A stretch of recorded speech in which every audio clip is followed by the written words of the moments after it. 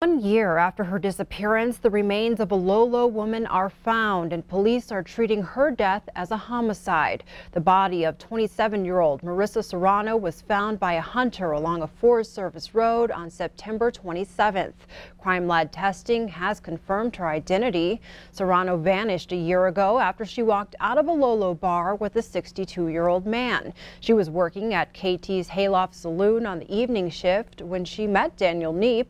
Seemingly on the spur of the moment, her family said she decided to quit and go with Neep.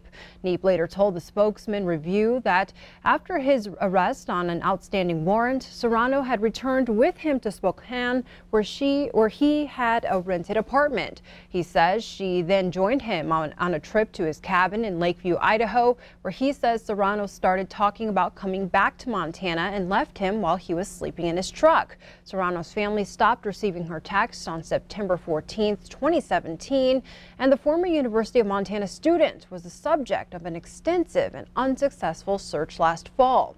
Her remains were found in the same area where a ground search and aerial search took place last fall. Fortunate that we positively identified her, and it's been treated as a suspicious disappearance/death since basically the beginning of the investigation.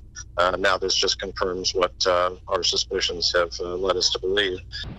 Lakewold says investigators would appreciate hearing from anyone that may have information that could help investigators.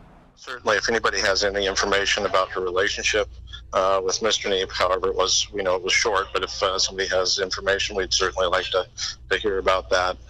We've reached out to a lot of family and friends and gotten the information that was available, but if anybody that hasn't talked to us has information, we'd certainly like to hear about it.